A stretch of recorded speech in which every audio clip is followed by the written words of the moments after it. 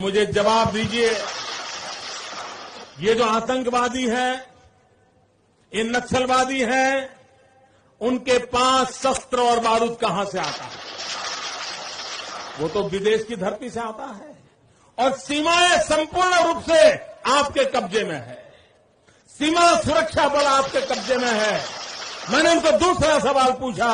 हमने कहा आतंकवादियों के पास धन आता है, हवाले से आता है, पूरा मनी ट्रांजैक्शन का कारोबार भारत सरकार के कब्जे में है, आरबीआई के अंडर में है, बैंकों के माध्यम से होता है। क्या प्रधानमंत्री आप इतनी निगरानी नहीं रख सकते कि ये जो धन विदेश से आकर के आतंकवादियों के पास जाता है आपके हाथ में है, आप उसको क्यों नहीं रोकते हैं?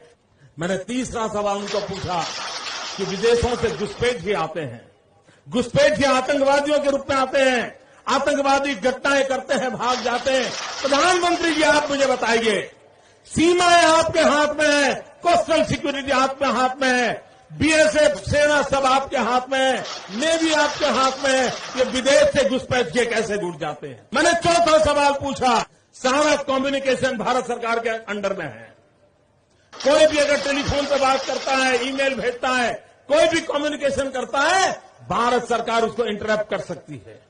इंटरप्ट करके जानकारियां पा सकती है कि आतंकवादी गतिविधि के अंदर कौन सा कम्युनिकेशन चल रहा है और आप उसे रोक सकते हो। मैं पूछना चाहता हूं प्रधानमंत्री जी को, इस विषय में आपने क्या किया है? मैंने पांचवा सवाल उनको पूछा कि आप विदेशों में जो आतंकवादी भाग चुके हैं, जो लोग विदेश में बैठ करके हिंदुस्तान में आतंकवाद की घटनाएं कर रहे हैं, उनको प्रत्यारोपण के द्वारा हिंदुस्तान लाने का हमें अधिकार होता है। आपकी विदेश नीति में वो क्या ताकत है? एक बार इन पांचों चीजों पर कुछ करके दिखाइए, आतंकवाद जड़ मूल से उखड़ जाएगा। राज्यों के अधिकार हथिया करके राजनीति के करने के खेल छोड़ दीजिए। भाइयों बहनों, दिल्ली की सल्तनत के पास मेरे इन सवालों के जवाब नहीं है। दिल्ली की सरकार में वो सीना नहीं है, 46 इंच का सीना लगता है दोस्तों, तब जाकर